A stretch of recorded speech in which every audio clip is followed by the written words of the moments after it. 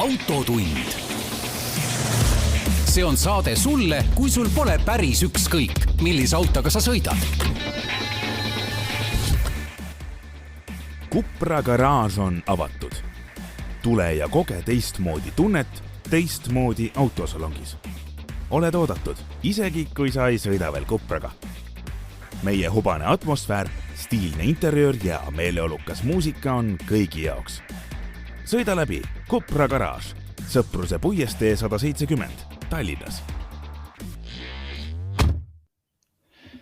Tere kuulajad! Autotund pärast pisikest pausi tagasi meile mõlemal ootamatult saabus vahepeal koolivaheaeg, kus meil oli asju vaja teha ja otsustasime, et kuskil tegemiste käigus me tagatoas ei hakka autotundi lindistama. Saime kõik puhata natuke. Mis meil vahepeal juhtunud on, mina olen käinud vahepeal sõitmas. Ma käisin hiljuti nüüd paar päeva tagasi sõitmas ka näiteks Kia uue elektriautoga EV9, mis on hiigelsuur pereauto, maastur. Ma kahjuks rohkem sellest ei või hetkel rääkida, sest see on embargo all.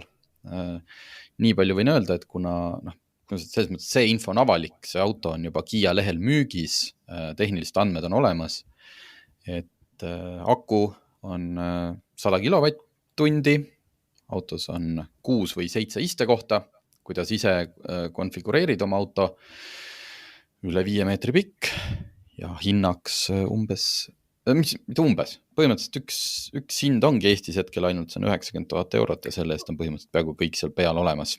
Oota, aga kas sa seda võid öelda, et kas see on ilus või kole? Lihtsalt kui sa vaatad pilte, ütleme, et vaatad pilti, kas sa siis ütleksid? Ei, see on täpselt, see on üks nendest autodest, mille kohta, kui inimesed seda pilti on näinud, saatsin ise sõpradele, keegi ütles nii kole, kellegi jaoks on jube äge, et vaadake, Kia EV9, kindlasti väga silmatorkav, selles mõttes kandiline, siuke robustne, palju erinevaid jooni, aga minu jaoks on ta pigem nagu ägedapoolne disain, et midagi koledat seal küll ei ole. Mina vaatasin, et see on mingi no-name Hiina elektriauto selle pildi järgi, sest selline mastaapsus ja selline, ütleme, et suure joonelisus oli sellist tüüpi. Lihtsalt kui ma olen pilte vaadanud. See on Kia uus disainikeel, et Kia siin eelmine nädal avalikustas ka pilte järgmistest oma elektrisõidukitest, mis õnneks on natuke väiksemad, EV5 ja seal vist, mis need numbrid olid, et sellised nad olema hakkavad, need väiksemad olid hetkel nii-öelda veel siis kontseptautodena, aga neid vaadates seda EV9, siis tõenäoliselt nad sellise välimusega ka tulevad. Aga tahaks öelda, kuidas sõitis ja nii, aga ma ei või, sellepärast muidu mind ei kutsuta kunagi enam kuhugi. Aga sellest siis järgmises saates tõenäoliselt juba pikemalt. Nii, aga elekter on aina, kahjuks või õnneks meie saadetes aina rohkem teemaks ja minu eelmise nädala või siis selle nädala parim või meeldejäävam sündmus on ka seotud elektriga ja see oli, nimelt puudutab tudengivormelit ja ma sain tudengivormeliga sõita ise. See liigub elektriga, see toimus samal päeval, kui ma pidin minema sinna Prantsusmaal selle Kiaga sõitma, nii et ma lõunapaiku käisin Laitsest kiirelt läbi. Seal nad testisid seal oma tehnoloogiat, olid maha pannud see koonustega raja, nii nagu seal tudengivormeli üritustel on, ja siis panid mind selle autorooli. See ei olnud see suur kaardiraja sõit, see oli ikkagi seal taga selle suure platsi peal. Mis selle tudengivormeli siis teeb nagu eriliseks, see ei olnud lihtsalt see, et ma nüüd istusin tavalisse vormeliautosse ja käunutasin seda natukene, vaid need tudengivormelid on enamus läinud seda teed, et sama vormel või siis minemas, Eesti tiim on siis seda juba eelmine aasta teinud, et sama vormel suudab sõita nii juhiga kui ka ilma juhita. Ehk siis auto aeti välja, mina panin muuseas esimest korda elus selga päris võidusõiduriided, ehk siis selle tulekindla siukse kombinatsiooni. kiiver pähe, istusin sellesse autosse, sõitsin seal koonuste vahele tehtud ringi, mis on päris väike, nii palju, kui ma põhimõtteliselt jaksasin.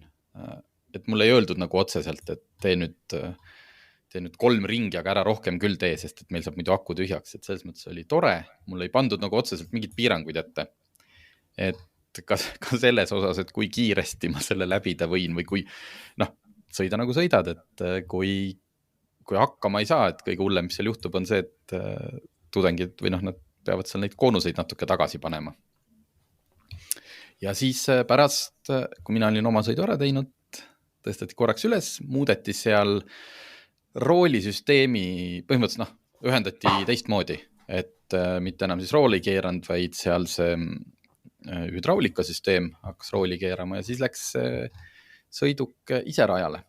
Aga nüüd ma tahaks küll öelda, et me nüüd tegime siis tehisajuga võidu. Nad mõõtsid minu ringiaega, aga kahjuks ma pidin ennem ära minema, sest et ma kirjutasin lennukile ja neil oli vaja seal natuke veel oma tarkvaraga tööd teha. Et ma ei tea, milliseid ringiaegu sama raja peal sõitis tehisaju. Kunagi ma kirjutan sellest loo ka, siis saame teada. Ma ei usu, et ma võitsin. Sellepärast, et tegemist on võidusõidu autoga. Ma arvan, et vaata, see on tegelikult ka tulevik, ütleme, et kui vormel 1 ikkagi tulevik see, kus inimesed hakkavad ikkagi võidu sõitma masinatega, et see on ikkagi ka tulevik nagu omaette täiesti nagu tase lihtsalt, et tuuagi teha nüüd see asi nagu põnevamaks, ikkagi selline klassikaline hakkame liikuma sinna inimesed versus robotvõitluste maailma, et esialgu veel mitte võib-olla veriselt, aga võib-olla, et seal on võib-olla, et see vormel, mida see tehisaju juhib, et võib-olla ta võtab selliseid riske ja mõtleb, et kuidas ta saab ka vastaseid niiviisi kõrvaldada, et tema jääb ikkagi teele, aga see vastane ei jää teele. Seda ju ka päris inimesed on aegade jooksul teinud, et meelega otsa sõitnud ja teinud, et aga võib-olla arvuti oskab neid julmevalt kalkuleerida neid asju. Nii et tulevik on tore. Ühesõnaga, kuna tegemist oli elektrivormeliga, siis loomulikult võimas kiirendus, pidurdus ja kuna ta on ikkagi võrdlemisi lai ja ma esimest korda pidin kogema seda, et kui sa tegelikult istud võidusõiduautos, siis see nähtavus sealt ei ole ülemäära nagu hea või ühesõnaga, ta ei ole hea selles mõttes, nagu sa oled harjunud. Et kõikide ilmselt võidusõitjate jaoks oli see täiesti tavaline see, et sa peanupp napilt paistab üle selle juhi või üle rooli ja oma positsiooni rajal sa siis pead tajuma kõigi oma erinevate kehaosadega. Esirattaid näed, päris tiivanurki ma ei näinud. Hästi lamavas asendis. Küll oli see, et kui päris võidusõitja seal võistlustel on, siis temal on ikkagi see istme korvilaadne väike asi veel pannakse sisse, et teda kinni hoida. Mina olin seal suhteliselt vabalt sees liikusin. Aga jah, et päris raske oli see selili. Lähed sisse, siis üks avastad niimoodi, et kuidagi nagu lösutaks diivanil pikali. Oli väga raske, ma ütlen teile. Et ma lõpuks sain ikkagi hoo üles niimoodi, et tundsin, et ma ikkagi juba nagu sõidan kiiresti. Aga jah, päntsutamist oli kõvasti ja mis minu puhul tavaline. Eks ma siis lõpetasingi oma sõidu ära, kui süda juba pahaks läks. Aga kihvt, et nad arendavad siis järgmise aasta vormelit. Sain seal jällegi palju targemaks, et see on ikkagi mida seal tehakse, on ikkagi sisuliselt kõik ehitavad need tudengid ise. Et okei, loomulikult need akud, sellid või kuidas nimetada sell nüüd eesti keeles, mitte rakud, aga ühesõnaga akud tulevad, akud ostetakse, eks ju, loomulikult nemad kasutavad ühe Hiina tootja akusid, aga näiteks kogu see kokpit, kõik need vedrustuse detailid, kõik, mis on seal süsinikjõust, et see vormitakse siin samas, põhimõtteliselt need samad tudengid ise tegelevad ka selle vormimisega, et kõik peab ise tegema, et väga, väga kihvt tundus see kõik. no mina ei tea, aga siis ma räägin asjadest, mis ei ole nagu nii kihvtid, on ju, et see tegelikult jah, hoiame seda rolli, et mina räägin alati sellest, kui lõbus mul oli, või siis olen millegi peale vihane ja sina räägid olulistest päevapoliitilistest sündmustest. jah, ei, tegelikult see ei ole päevapoliitiline sündmus, tegelikult see on asi, mis puudutab meid kõiki väga otseselt, see on see, et sisuliselt ikkagi järgmisel aastal riik kogu maanteeehituse ja paranduse tõmbab sisuliselt pausile. Noh, mida tehakse on vaata nüüd ikkagi seal Pärnu maantee peal natukene nad peavad pingutama, kuna sisuliselt Euroopa Liidul on lubatud, et aastaks 2030 ehitatakse kogu see asi. Ma ei tea, oli vist 4-realiseks on ju, aga saame näha, kas see juhtub, aga seal Pärnust Tallinna poole natukene hakatakse tegema ja mida vist veel tehakse juba praegu on siis seal Pärnust Läti poole, seal juba praegu tehakse.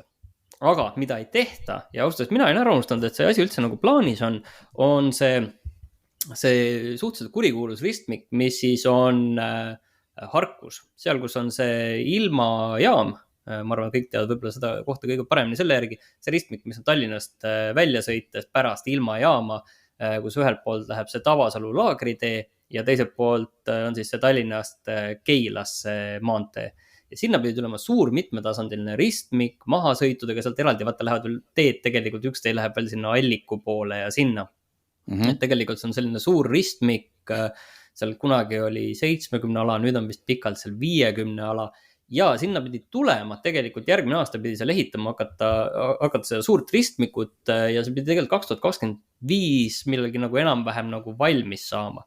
Ja nüüd tegelikult see kõik projekteeriti valmis ja siis avastati, et oi, et see läheb nagu 2 korda rohkem maksma ja sellepärast seda ei hakata tegema, et sinna lihtsalt tehakse üks ülekäik ja pannakse sinna ka kiiruskaamera, et see nüüd lahendab selle probleemi ära. Et selle juures on tegelikult nagu naljakas see, et kui seda hakati ehitama või planeerima tähendab, siis selle hinnaks pidi olema 16,5 miljonit, millest 16 pidi kinni maksma Euroopa Liit ja selle fondid. Et lihtsalt 2 miljonit oleks olnud selle tegemine. Nüüd avastati, et oi, aga see läheb maksma 35 miljonit. Ma ei ole ka nagu, ma ei tea, ei ole tee-ehitusekspert, aga arvestades seda, et kui vähe järgmine aasta ehitatakse, et kas siis tõesti nagu tõuseb see hind tõesti üle 2 korra, kui tee-ehitajatel ei ole sisuliselt mitte midagi ehitada. Aga nüüd on igal juhul jah, et oi, hind tõuseb 2 korra ja nüüd meil enam ei ole raha, et seda teha, aga ma tahaks näha, et palju on tegelikult selle projekteerimise ja kõige peale juba investeeringuid tehtud, raha kulutatud. Ja nüüd Maanteeameti hinnangul, me 2025 alguses saame selgeks, et kui suure osa me saame katta sellest fondidest, et palju sellest Euroopa Liidu fondidest me suuname hoopis kuskile mujale ja siis saame üldse vaadata, et mis on need võimalused seda projekti ellu viia. Et selles mõttes, see on ikkagi ma ei tea, ma ütleks, et kohutav jama. No jah, ma alguses, kui sa selle uudise mulle saatsid ja ma sain aru, et tõesti, et Eesti riigil oleks olnud välja vaja käia 2,5 miljonit ja me oleks saanud uue turvalise liiklussõlme, aga nüüd, kui sa täpsustasid, et tegelikult on see 2,5 miljonit pluss siis kõik see, mis üle nagu planeeritud selle hinna läheb, et siis me ju räägime ikkagi sisuliselt mingist, ma ei tea, peaaegu juba 20 miljonist. Kes tahab täpsemalt lugu lugeda, selle kohta on artikkel Delfi Fortes, kus kohast ma praegu seda refereerin. Yeah. Aga selles mõttes, et see on tõesti nagu täiesti jabur, et kui see alguses on plaan olnud nagu väga hea, väga mõistlik ja mida tegelikult on ju tegelikult viimase 10 aastaks päris hästi tehtud, on kogu see Tallinnaga piirnevad need liiklussõlmed, et neid on hakatud ju lahendama päris hästi, kogu see Tallinna see suur ring, sinna tehtud ju sinna Saue juurde on tehtud, kõik on uuendatud väga kenasti, sinna Narva poole tehti need sillad, uuendused, kõik väga tore ja see oleks olnud ka kogu see, aga mis seal täna nagu ongi, on see Keila poolne pool on probleem. Ja probleem on see, mis on Tallinnas sees veel Narva maanteel, et see on üks eraldi asi, mida põhimõtteliselt peaks Pornhubist vaatama üldse. Aga see ütleme, et mingid asjad on nagu väga hästi tehtud ja siis, kui ongi üks väike asi veel, mille võiks nagu, tegelikult ei ole väike asi, aga see on oluline sõlm, mille võiks ära teha ja kuhu sinna tegelikult tee läheks päris pikalt veel 4-realiseks muutuks. Tegelikult see tee, mis seal täna on tegelikult 2-realine Keilasse, et see on ikkagi tipptundidel ikkagi täielik õudus tegelikult. Et see tee võiks olla tegelikult sisuliselt Keilani 4-realine. No vot, aga jääb ära. Jääb ära ja ma arvan, et jääb väga kauaks ajaks, jäävad sellised asjad ära, tundub. Nii, aga kui siin juba läks rahast ja siis räägime veel asjast, mis puudutab mitte ainult sealkandis sõitajaid, vaid natuke nagu kõiki, räägime natuke nüüd liikluskindlustusest. Põhimõtteliselt on siin kaks teemat. Üks on see, et me vaatasime Eesti liikluskindlustuse fond, annab ilusti iga 3 kuu tagant teeb oma statistikat. Me alustasime seda lugu siis, kui oli väljas selle aasta esimese 6 kuu statistika. Nüüd on värskelt ilmunud 9 kuu statistika. Ja mis jääb silma on see, et võrreldes eelmise aasta esimese 9 kuuga on keskmine aastamakse kerkinud 24%. Okei, niimoodi üksikuna võttes, eks ju, siin pomiseme kohe inflatsiooni ja kõik on kallim, aga eks ju, hinnatõusul peaks ju alati olema mingi põhjus. Võiks ju arvata, et siis me sõidame, et kahjud on suuremad ja me kõik teeme rohkem avariisid.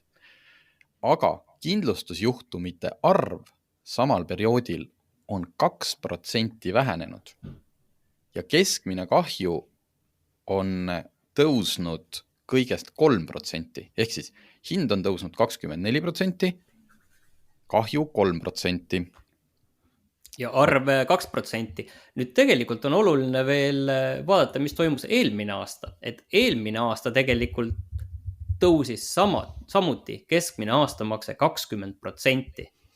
Ja eelmine aasta kindlustusjuhtumite arv kasvas 3%. Ja keskmine kahju kasvas 7%.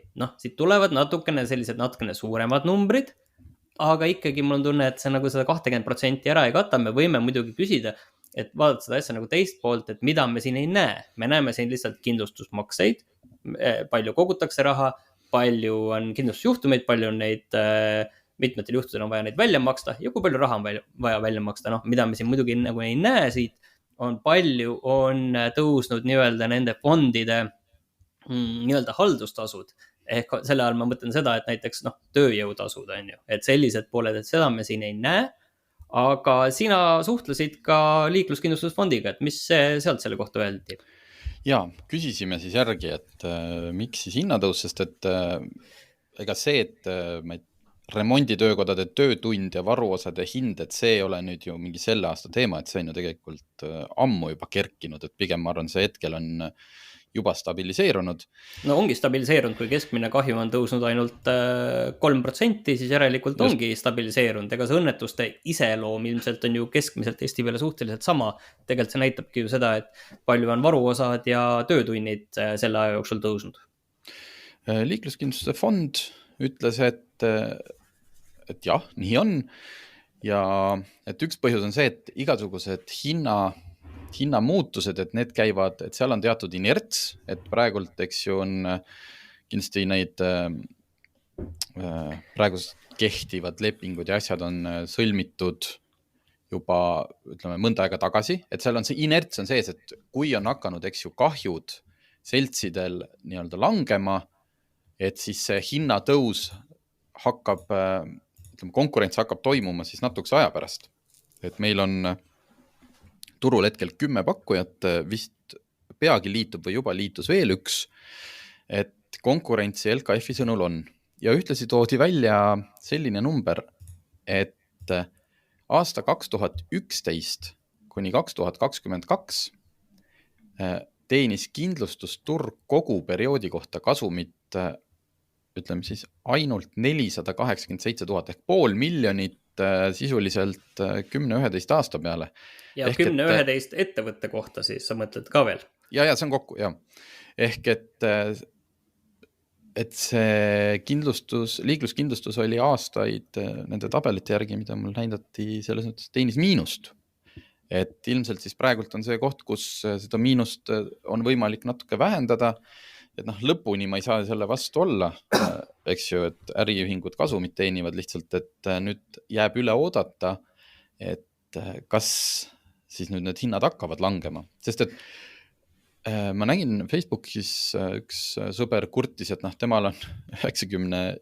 aasta 5. seeria BMW, mille eelmine aasta kindlustus oli 77 eurot aastas ja vahepeal tema sõnul ei ole muutunud mitte ükski tingimus. Ehk et auto ei ole tema ei ole osalenud avariis, auto ei ole osalenud avariis, sinna ei ole kantud uusi kasutajaid ja tema sai uue perioodi pakkumise 2 korda kõrgema. Ehk et seal oli kõige parem pakkumine oli vist umbes 140 eurot aasta. Lasime siis siin enda autosid ka läbi ja selles mõttes mina sain odavama pakkumise, kui näiteks ma nüüd juunis uuendasin ja kui ma panin nüüd sama auto, samad andmed praegult, siis mina saaksin näiteks odavama pakkumise.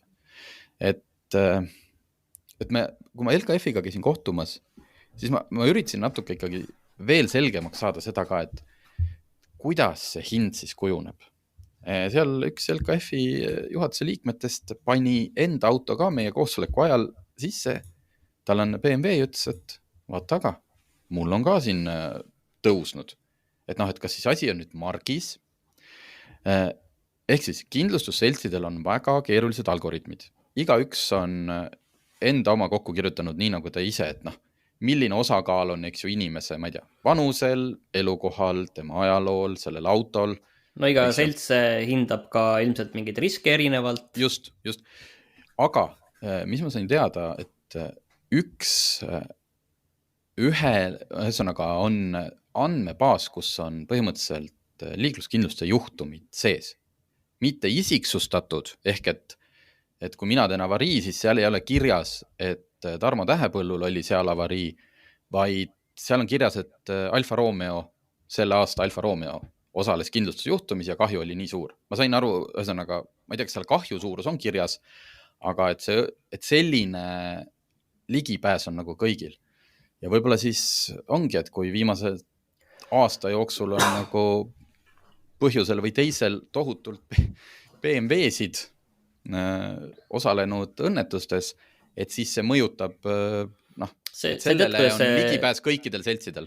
Tead, kuidas see kõlab? See lihtsalt kõlab niiviisi, et see, et sina omad Eesti tänavapildis suhteliselt haruldast Alfa Romeot, see on sinu jaoks nagu väga halb, sest kui üks nendest omanikest peaks tegema kuskil avarii, siis see lööb seda statistikat kohe ülesse, et kui keegi kuskil golfiga teeb avarii, siis neid on palju, see on lihtsalt statistiliselt suhteliselt väike osakaal, et golfiga peaks tegema siis keskmiselt väga palju avariisid, et ütleme niiviisi, et haruldastematel mudelitel siis iga avarii tõstab seda makset ilmselt.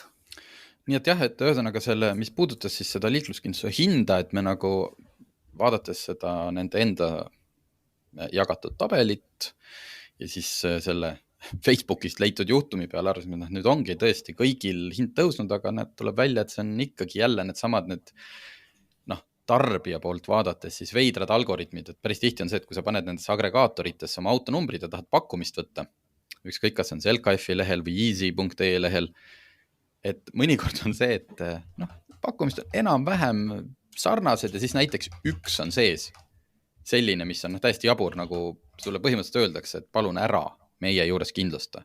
Et kurioossamad juhtumid on sellised, kus näiteks, ma ei tea, pakkumine on aastaks 200 eurot ja ühel seltsil on 3000. Seda LKF ise ütles, nad kunagi märkasid, et keegi jagas või et tõenäoliselt selle 3000 puhul on see ikkagi selle konkreetse seltsi algoritmis on mingi nagu kotermann sees.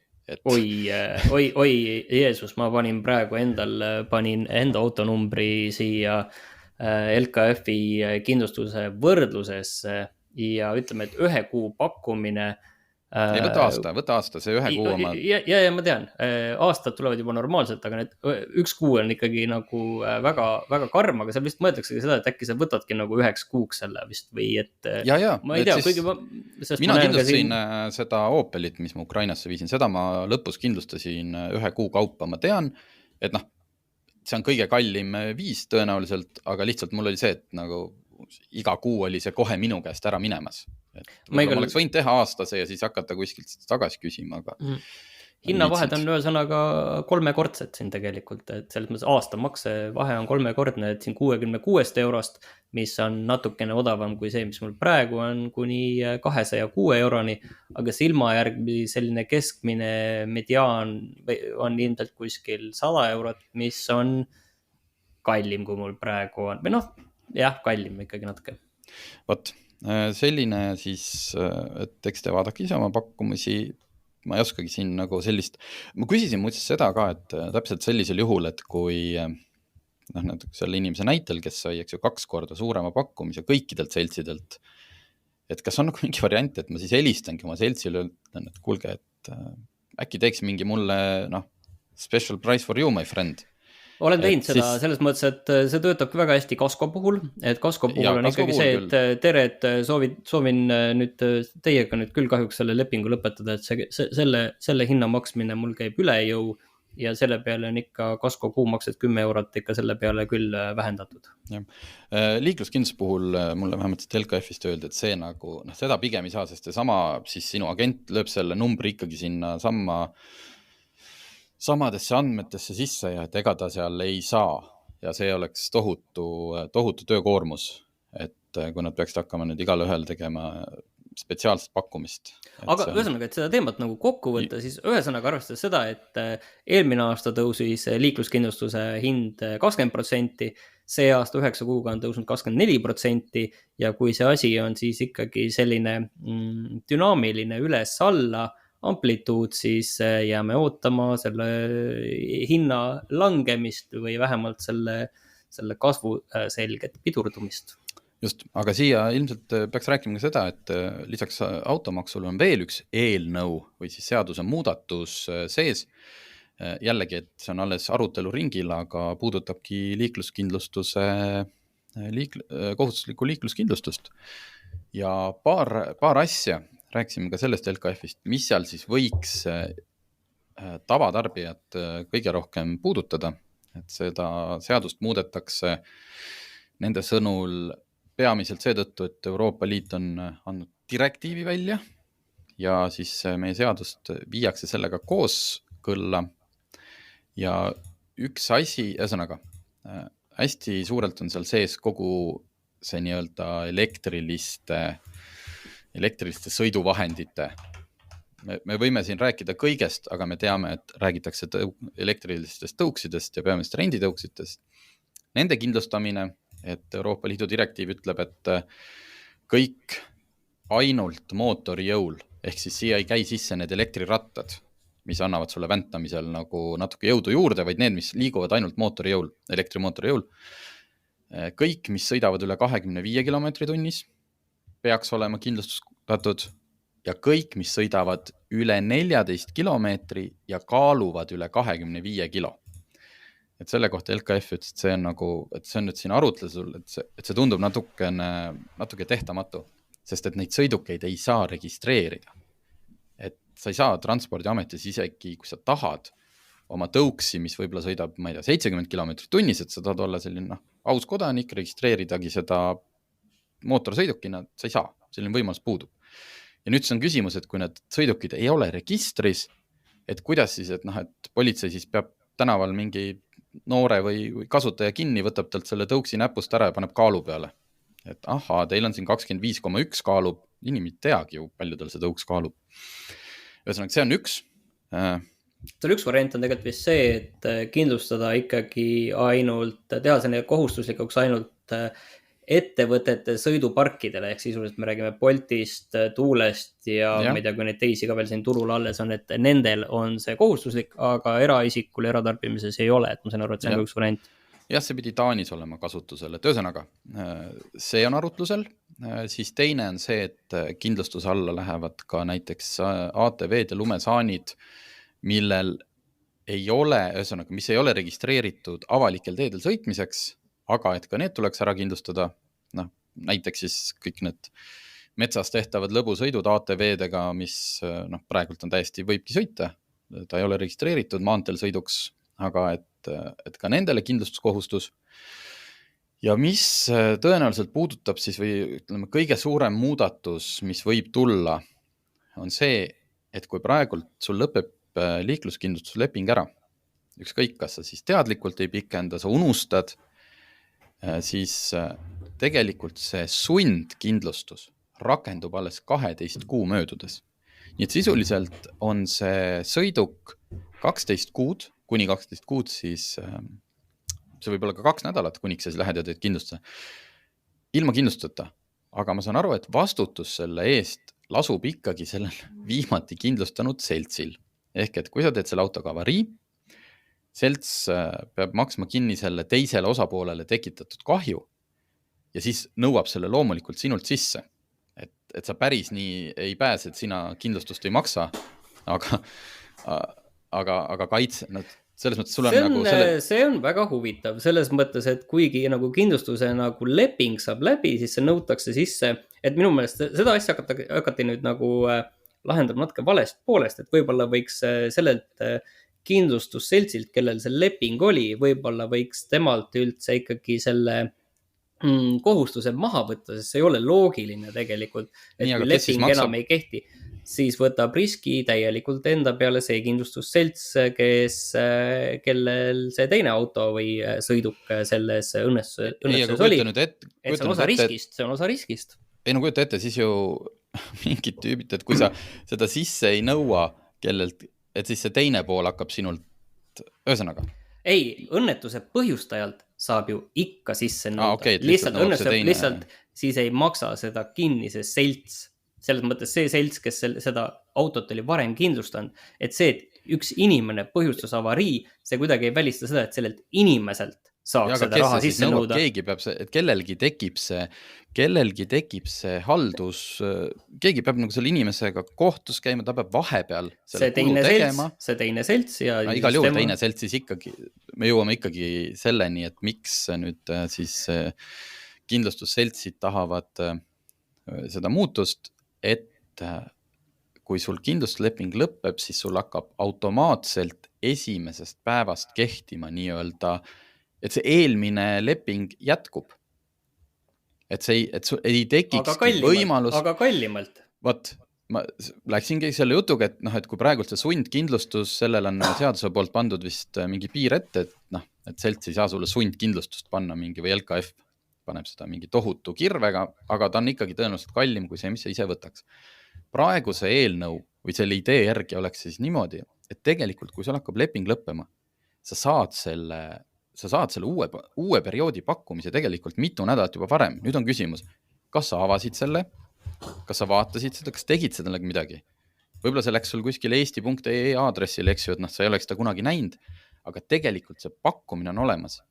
Ja see uus hind, ehk siis uus periood hakkaks selle pakkumise pealt, mille sa loomulikult, kui sa avastad mingi hetk, et oota, see oli nii kallis, sa saad selle katkestada, võtta omal uue, eks ju.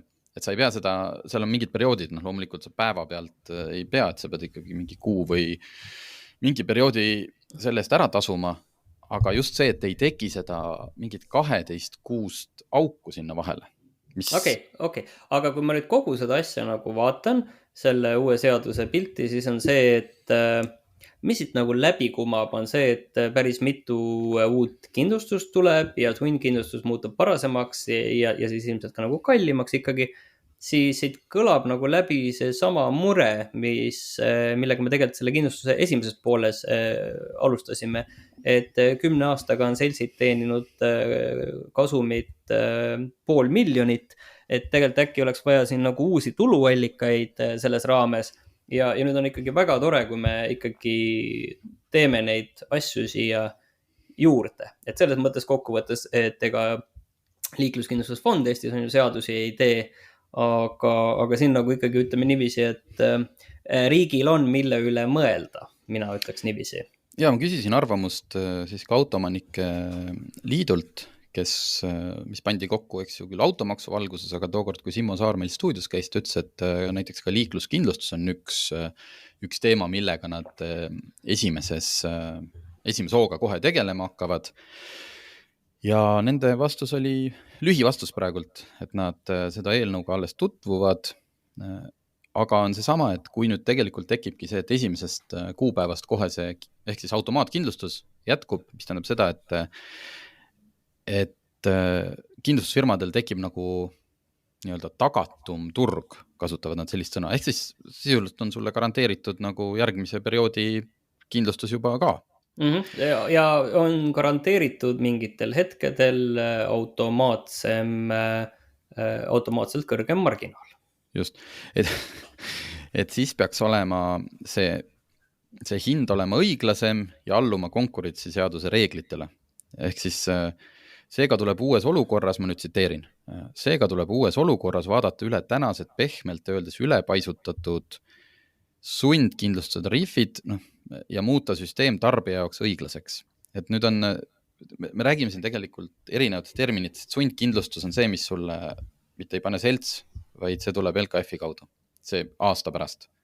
Nüüd räägitakse sinu kindlustuslepingu pikenemisest, mille puhul võib olla, ma ei räägi siin seltside eest, aga näiteks kui sa oled selle pakkumise 2 nädalat varem või millal iganes tuleb lahti võtnud, võib ju olla teoreetiliselt, et sulle on tehtud soodsam pakkumine sellele perioodile. Et ta tingimata nagu ei ole nüüd kallim. Et keegi võt, sellised asjad on, aga see on eelnõu, me hoiame kätt pulsil. Üks asi lihtsalt veel, et mõnes mõttes vaata, ma nagu ei olnud nagu selle automaksu osas nagu kindel, et siis oli ka ikkagi see mure nagu oli, et kas autoomanike liit või küsimus on see, et kas sellist asja on vaja või miks sellist asja on vaja, aga praegu selle liikluskindlustusseaduse puhul ma nagu näen küll, et milles siin on mure on see, et meil on väga üks asjast huvitatud osapool, see on see liikluskindlustuse fond ja kogu see kindlustajate liit, kes on nagu ühel pool, kellel on oma huvid ja siis on Rahandusministeerium, kus see vist valmis, kellel on ka veel, ma ei tea, mingi enda nägemus, aga ütleme, et kes nagu tegelikult päriselt siin seda inimese poolt esindaks ja kas nagu Riigikogus lõpuks, et kas seaduses koputatakse läbi või tekib ka mingi reaalne arutelu ja seal seda tavainimest poolt ikkagi nagu tõsiselt kaalutakse, et tegelikult ongi kahju, et siin ei ole nagu seda teist huvi poolt ja võib-olla see autoomanike liit või keegi teine ikkagi suudab see antud juhul olla. Tahaks loota, et kui autoomanike liit kuulab, et siis et aru saadav, et igasugused seaduse eelnõudest läbinärimine on suur töö, nendest arusaamine ja näha, et seal ühesõnaga natuke tuleb ju ka näha, et kes millise punkti taga on.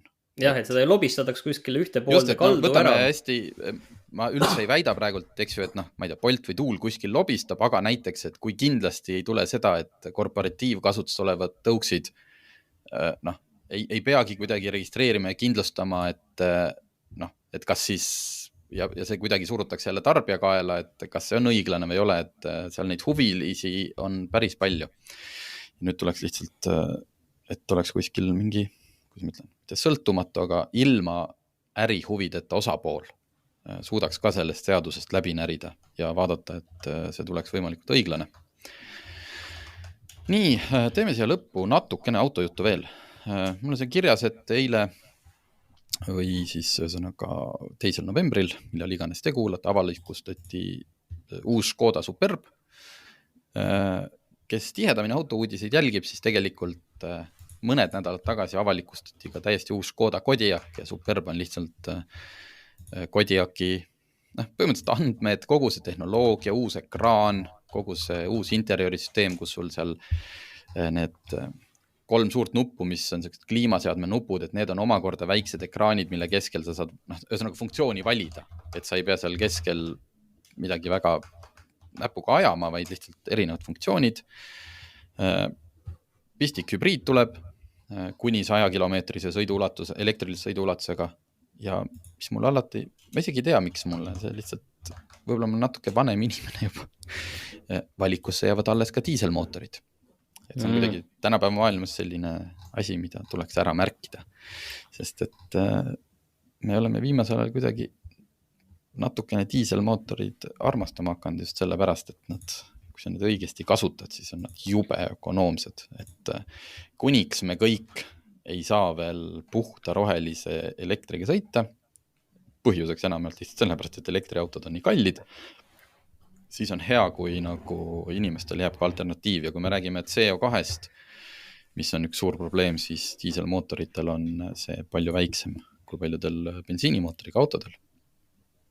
Võt, nii et Superb jõuab Eestis järgmise aasta, see oli teises kvartalis ja siis tulevad ka hinnad, nii et kohe veel pole mõtet poodi joosta, aga Škoda mudeli valik praegult on täielikult niimoodi uuenemas. Ja sõiduproovidest, oota, ma vaatan, palju meil seda saadet siin, ja ühe jõuab ära teha küll, õigemini põgusalt 2. Ühesõnaga, ma käisin sõitmas sellise autoga nagu Lexus LM ja mõnes mõttes on tegemist meie turul täiesti uue tootega, selles mõttes, et luksusbussiga, ma saan aru, see ei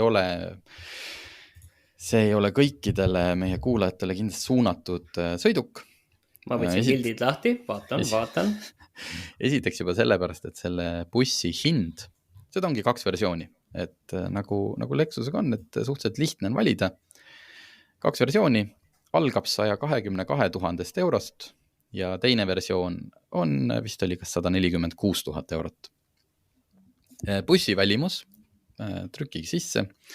Kui roolis olete, siis mitte, siis jätke meelde, ehk hiljem Lexus LM, ühesõnaga see esiosa selle hiiglasliku võrega ja selle bussi ka küljejoon või ütleme profiil on, kui see siin mõni aeg tagasi nagu esimesed pildid tulid, siis ta ei ole kindlasti disain kõigi maitse järgi. Ta on ikka päris veider. Ma loen välja, et tegemist on viimase etapiga terviklikus tootesarja uuenduses, et kui me jätame selle välisdisaini kõrvale, siis rääkides siis bussist endast, et see on tõeline, ta on luksusbuss, ta ei ole elektriline, ta on hübriid.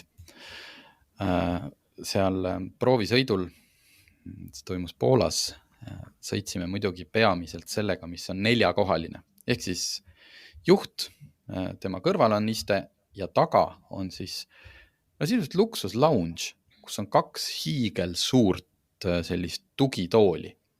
Juhi ja reisijate ruum. 4-kohaline buss on ju, taga on 2 istet põhimõtteliselt. Põhimõtteliselt me räägime nagu tänapäeva versioonist limusiinist, et see, mis 80-ndatel Ameerika filmides, eks ju, et kõik rikkad ja inimesed sõitsid limusiinidega, et see lollus õnneks Eestisse kunagi jõudnud. Mõned inimesed 90-ndatel vist üritasid, eks ju. Üks, ma mäletan, mingi Taani ärimees oli, kes oli mingi Jan Hammer või? Võimalik, jah. Kes sõitis limusiiniga. Praegult on see jäänud põhiliselt napsuste, poissmeeste ja tüdrukute õhtute jaoks. Aga millegagi peab ju ka ettevõtte juht, kui tal on vaja rahulikult liikuda. Siis nüüd on selleks Lexus LM. Seal on ees siis juhi ja reisijatruumi vahel on sein. Seal seina sees on 48-tolline ekraan, kuhu sa saad peegeldada oma Exceli tabeleid ja Zoomi koosolekuid.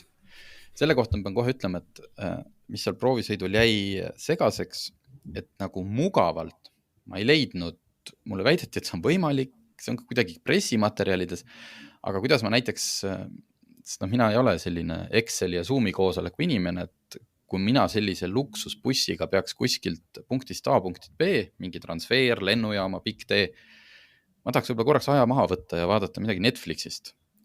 Mina ei suutnud oma telefoni sinna ekraanile niimoodi peegeldada, et ma sain pildi ette HDMI kaabliga, aga häält näiteks ei saanud. See oli natukene eelarvefailide jaoks, mitte ütleme sellise tilulilu jaoks. Just, see on asjalikul inimesele. Aga siis reisijatruumi ja juhi vahel on ka selline klaas, mille saad üles alla lasta. Kui selle üles lased, siis põhimõtteliselt on, juhti ei ole kuulda. Et see on ikkagi niimoodi isoleerib ära. Kogu see buss on tõesti megavaikne, aga seal on seda aktiivset mürasummutust kõike. Aga tehtud on hästi palju nagu, et sa saad nagu seda avarust, katusaken, küljeaknad, põhimõtteliselt saab ka küljeaknad lahti alla lasta, mis busside puhul on väga haruldane, et sul ei tekiks seda, et sul paha ei hakkaks. sest kui sa lõpuks ennast täiesti isoleerid igalt poolt ära, sa ei näe liikumist ja kui see on liiga vaikne, et siis hakkab paha, seal ei hakanud. Üks asi, tähendab, millest täpselt istmest tahangi rääkida, et selles mõttes, et kui ma neid pilte ja kõike nagu vaatan, siis mul lihtsalt tekib küsimus, et milleks seal tagaistmel on veel see teine iste. Teine iste? Jah, et miks üks iste peaks olema? Ja no ma ei tea, lähed abikaasaga ooperisse ja niimoodi, ma ei tea, veider vist ongi üks iste keset tuba oleks natukene liiga egoistlik. No ma lihtsalt pakun, et ütleme, et reaalses kasutuses enamik sellest ajast sõidab seal nagu üks inimene lihtsalt. Ühesõnaga, tõeline luksusbuss, nii, sellest on ka 7-kohaline versioon, mis maksab ainult 122 000. 7 on ta paberites, tegelikult on ta 6+1, ehk siis need 2 teise rea tooli on põhimõtteliselt peaaegu samasugused luksuslikud, aga taga on siis ka veel 3. istmerida ja juhi vahel ei ole enam seda seina ja telekat. Ja see 3. istmerida on väga mugav, aga pigem tavaline, aga kindlasti mitte selline pink, nagu tihti 3-realistes on, et kuhu sa topid ainult lapsi. Et mahtus sinna ka 3 täiskasvanut, 2 väga mugavalt. Ja sellisel juhul on ta, ma ütlen, väga mugav pereauto, et see vaikus, kõik see on alles, lihtsalt ei ole seda üüberluksust. 122 000. Korraks sellest hinnast, et see 146 selle luksversiooni puhul tundub nagu täiesti ju ebamaine, mis mõttes väike bussi eest nii palju. Kui ma vaatasin mobile.ee lehelt, et hetkel ma tean, et Mersu V-klassist vist on tulemas ka juba nüüd järgmine aasta tehasest sarnane versioon, aga hetkel on olemas sellist ettevõtted, mis ehitavad neid ümber. Ja kui ma seal vaatasin, neid Klassen on üks saksa firma, piltidelt näeb välja isegi veel natuke nagu luksuslikum kui see Lexus, see on puhtalt visuaalselt. Tundub, nagu oleks sinna natuke veel rohkem raha pandud, igasuguseid LED ja ilustusi. Siis selliste hinnad olid seal kas üle 200 või ma leidsin ka ühe versiooni, mis oli üle 300 000 euro. Ehk et selle valguses see 146 000 selle Lexuse eest on ju täiesti mõistlik hind. Aga huvitav oli, väga kihvt ja üks väheseid sõiduproove, kus ma enamuse ajast veetsin ikkagi tagaistmel, mitte roolis. Roolis on selles mõttes, ta ikkagi ongi tagaistme autost, roolis on ikkagi kuulda väga hästi seda variaatorkasti undamist, et roolis on ta suhteliselt tavaline väike buss. Ei, ma tahtsin öelda, et väga tegelikult teistmoodi selline nagu sõidukogemus, et selles mõttes see on nagu äge. Ja, aga ma siia lõppu lisan, et Eestis on nüüd üks uus autotootja, mida müüakse.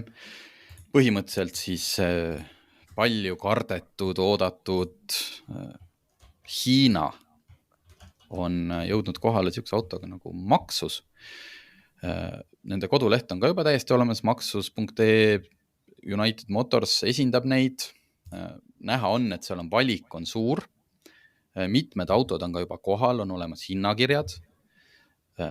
Mina sain põgusalt proovida sellist autot nagu Maxus Mifa 9. See tegelikult anti mulle päris mitmeks päevaks, aga kuna esimesel päeval juhtus see siin paar nädalat tagasi, tahaks lund sadama ja ilma teada nagu lubas, et seda tuleb õhtul veel ja tegelikult ei tulnud. Aga ma jäin selle lörtsi kätte ja esimesel ristmikul suverehvid libisesin päris korralikult, nii et mul võttis ikkagi põlved udisema. Nii et siis pärast esimest 40 kilomeetrit ma ikkagi helistasin, ütlesin, ma toon selle auto nüüd tagasi, teeme teinekord uuesti, et mina ei julge. Aga see Maxus Mifa 9 on põhimõtteliselt sama kontseptsioon nagu see Lexus LM luksusbuss, et seal taga keskmises reas on 2 sellist hästi mugavat tooli, mis igasse asendisse langevad. See buss oli täiselektriline, sõidab umbes 400 kilomeetrit ja selle hind oli 80 000. No, ta ei ole kogu oma piimistluse ja kõige poolest ta ei ole päris see Lexuse tase. Seda ma võin kohe öelda. Aga see kontseptsioon oli sama ja arvestades, et ta oli täiselektriline, siis see 80 000 ei kõlagi üldse palju.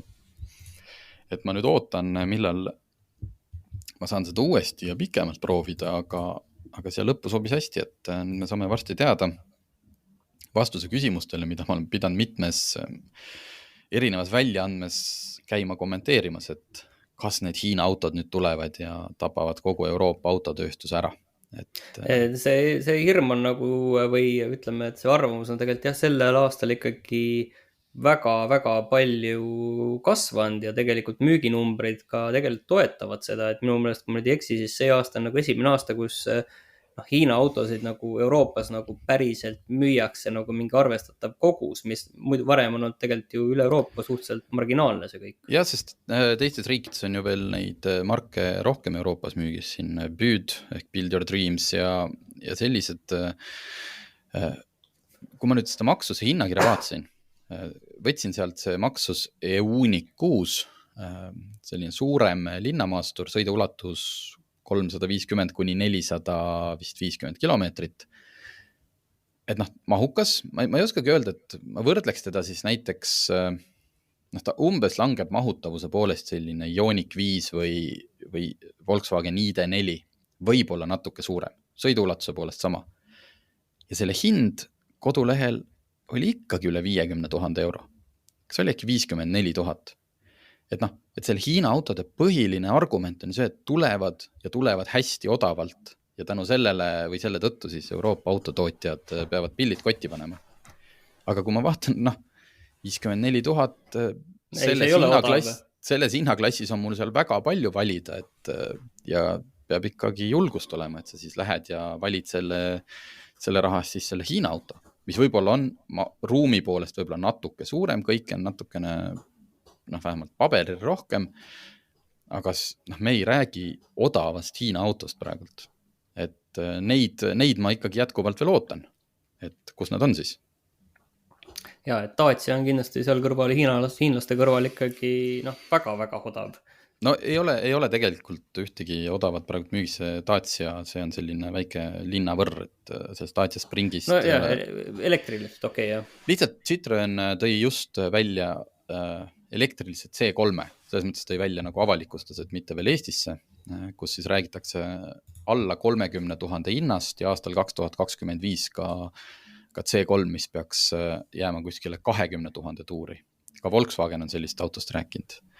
Et nüüd on näha, kas Euroopa tootjad saavad ennem oma autod sellised soodsad, millega kannatab ka niimoodi pikemaid sõite teha turule või siis tulevad kuskilt need müstilised odavad Hiina autod.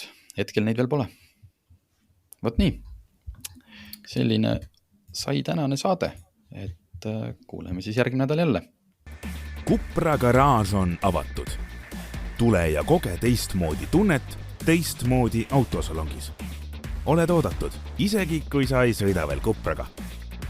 Meie hubane atmosfäär, stiilne interiöör ja meeleolukas muusika on kõigi jaoks. Sõida läbi Cupra garaaž, Sõpruse puiestee 170 Tallinnas.